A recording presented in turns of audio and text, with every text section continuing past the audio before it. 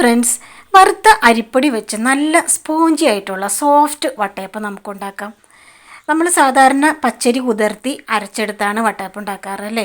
അപ്പോൾ വറുത്ത അരിപ്പൊടി കൊണ്ടും നമുക്ക് നല്ല വട്ടയപ്പം ഉണ്ടാക്കുന്നത് എങ്ങനെയാണെന്ന് നമുക്ക് വീഡിയോയിൽ കാണാം.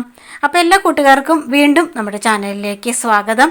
ഒരു കുഞ്ഞു കാര്യം കൂടി പറഞ്ഞുകൊള്ളട്ടെ. ആദ്യമായിട്ട് നമ്മുടെ ചാനലിലെ വീഡിയോ നമ്മൾ കാണുന്നെങ്കിൽ ഒന്ന് ലൈക്ക് ചെയ്യാനും അതുപോലെ തന്നെ സബ്സ്ക്രൈബ് ചെയ്യാനും മറക്കരുത് കേട്ടോ. അപ്പോൾ നമുക്ക് വീഡിയോയിലോട്ട് കിടക്കാം. വട്ടയപ്പം ഉണ്ടാക്കാനായിട്ട് ആദ്യം തന്നെ ഞാൻ ചെയ്യുന്നത് മെഷറിംഗ് കപ്പിൻ്റെ ഒരു ഹാഫ് കപ്പ് 125 ml വെളുത്ത അവൽ നമുക്ക് എടുക്കാം. ഒരു 100 ml നോർമൽ വാട്ടർ ഒഴിച്ച് നമുക്കിതൊന്ന് കുതിർത്താനായിട്ട് മാറ്റി വയ്ക്കാം. വെളുത്ത അവലും മാത്രമേ നമ്മൾ എടുക്കാവൂ കേട്ടോ. അവലെടുക്കുമ്പോൾ അതിൻ്റെ അളവ് കൂടരുത്. ഇനി നമുക്ക് വേണ്ടത് അരിപ്പൊടിയാണ്. ഇത് അപ്പം ഇടിയപ്പമൊക്കെ ഉണ്ടാക്കാനായിട്ട് നമുക്ക് വാങ്ങാൻ കിട്ടുന്ന അരിപ്പൊടി 1/2 കിലോ 500 ഗ്രാമിൻ്റെ അരിപ്പൊടിയുടെ പാക്കറ്റാണ് കേട്ടോ. പുട്ടുപൊടി നമ്മൾ എടുക്കരുത്. ഇതുപോലെ അപ്പം ഇടിയപ്പമൊക്കെ ഉണ്ടാക്കാനായിട്ട് നമ്മൾ വാങ്ങുന്ന അരിപ്പൊടി വറുത്ത അരിപ്പൊടിയാണിത്. അതാണ് നമ്മൾ എടുക്കേണ്ടത്. ഇനി നമുക്ക് വറുത്ത അരിപ്പൊടി ഒരു ബൗളിലോട്ട് ഇട്ട് കൊടുത്ത് നമ്മുടെ മെഷറിംഗ് കപ്പിൻ്റെ അളവിൻ്റെ 1/4 അളവിലുള്ള കപ്പാണിത്. അതിലൊരു 1/4 കപ്പ് അരിപ്പൊടി എടുത്ത് നമുക്കൊരു പാനിലോട്ട് ഇട്ട് കൊടുക്കാം. ഇനി ഞാനിവിടെ എടുക്കുന്നത് നമുക്ക് റോസ്റ്റഡ് റവയാണ്.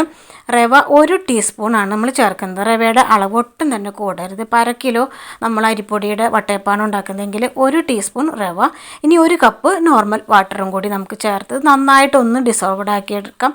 നന്നായിട്ട് ഇത് അലിഞ്ഞ് കിട്ടിയതിന് ശേഷം, കട്ടിയൊക്കെ ഇല്ലാതെ നമ്മൾ നന്നായിട്ട് മിക്സ് ചെയ്തതിന് ശേഷം നമുക്കിതൊന്ന് കുറുക്കി എടുക്കണം. നമ്മൾ ഈ ചെയ്യുന്ന ഈ പ്രോസസ്സിനെ പണ്ട് മുതലേ പറയുന്നത് കപ്പി കാച്ചൽ എന്നാണ് കേട്ടോ. അപ്പോൾ നമ്മളിങ്ങനെ അരിപ്പൊടി ഇങ്ങനെ കുറുക്കി ഇത് അതുപോലെ നന്നായിട്ട് കട്ടയില്ലാതെ നമ്മൾ ഇളക്കി കൊടുത്തുകൊണ്ടിരിക്കണം. അപ്പോൾ അത് നന്നായിട്ട് കുറുതായി വന്നിട്ടുണ്ട്. ഇങ്ങനെയാണ് നമ്മൾ കപ്പി കാച്ചി എടുക്കുക എന്ന് പറയുന്നത്. ഇതുപോലെ നല്ല കുറുതാക്കി വരുമ്പോൾ നമുക്ക് സ്റ്റവ് ഓഫ് ചെയ്ത് ഇത് ഫാനിൻ്റെ ചോട വെച്ച് ഒന്ന് തണുപ്പിച്ച് എടുക്കാം. ഇനി അതും തണുത്ത് വരുന്ന സമയം കൊണ്ട് നമുക്ക് തേങ്ങക്കൂട്ട് അരച്ചെടുക്കാം. തേങ്ങയുടെ ഉൾഭാഗത്തുള്ള വെളുത്ത ഭാഗം മാത്രമാണ് ഞാൻ ചിരകിയെടുത്തിരിക്കുന്നത്.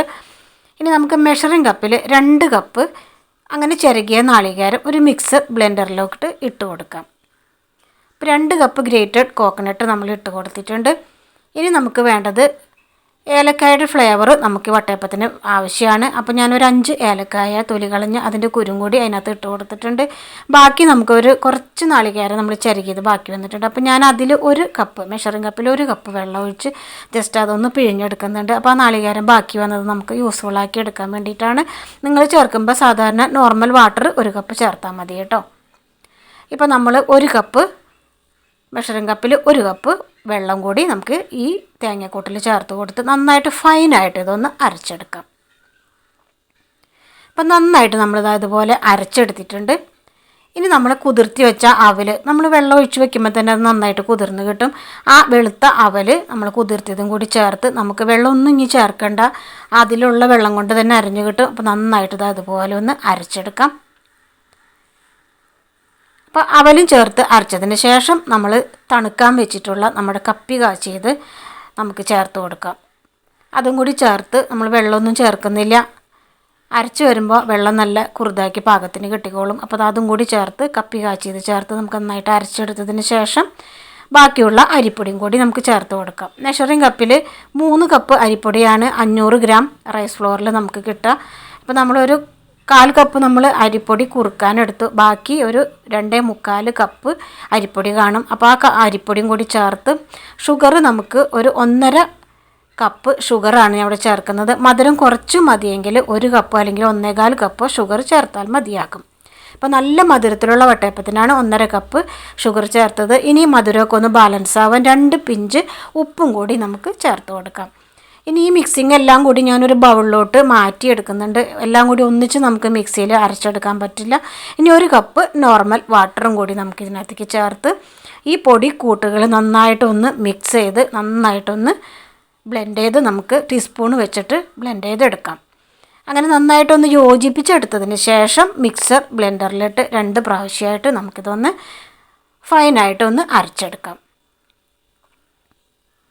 2 പ്രാവശ്യമായിട്ടാണ് ഞാൻ മിക്സിയിലിട്ടതൊന്ന് അരച്ചെടുക്കുന്നത്.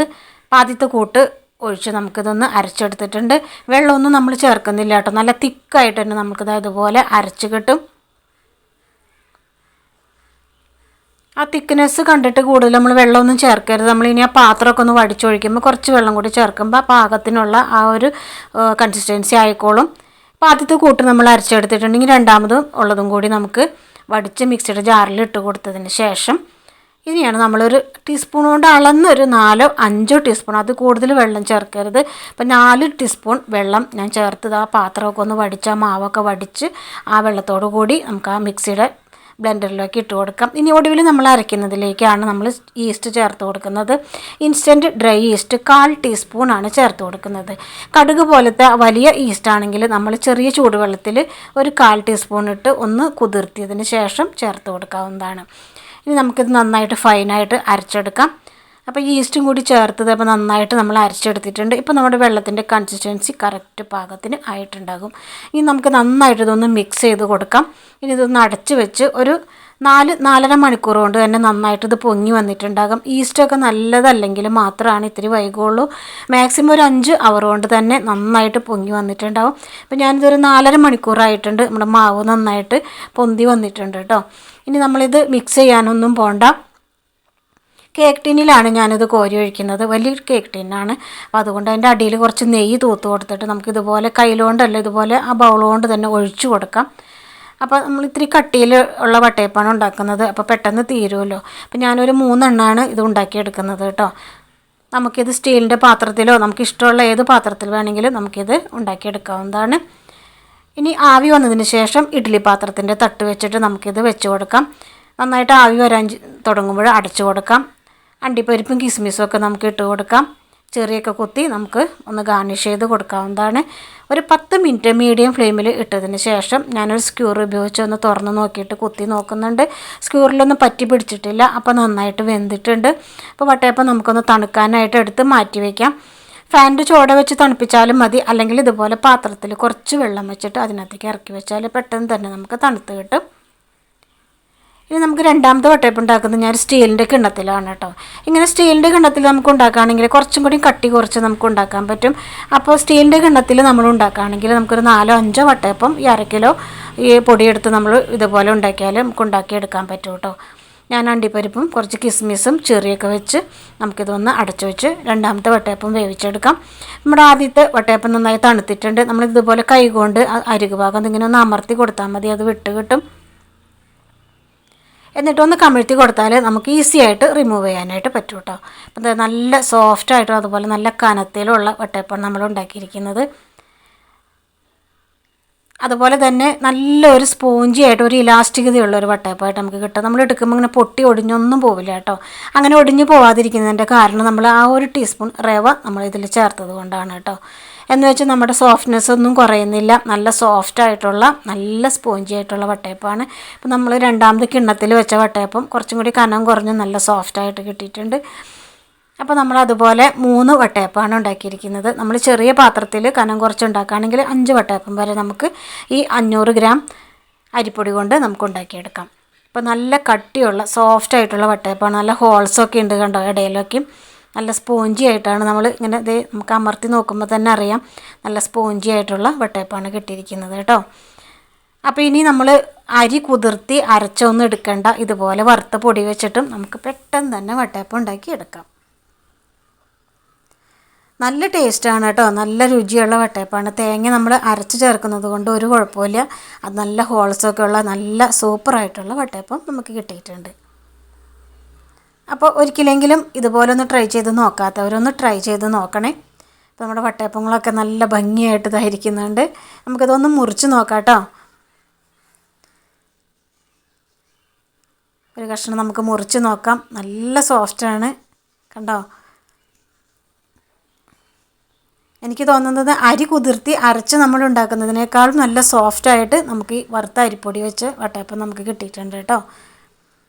അപ്പോൾ എല്ലാവരും ഇതൊന്ന് ട്രൈ ചെയ്ത് നോക്കി നിങ്ങളുടെ ഫീഡ്ബാക്കൊക്കെ ഒന്ന് കമൻറ്റ് ബോക്സിൽ കമൻറ്റായിട്ട് ഇട്ടേക്കണേ. വീഡിയോ ഇഷ്ടമായാലും ഒന്ന് ലൈക്ക് ചെയ്യാൻ മറക്കരുത്.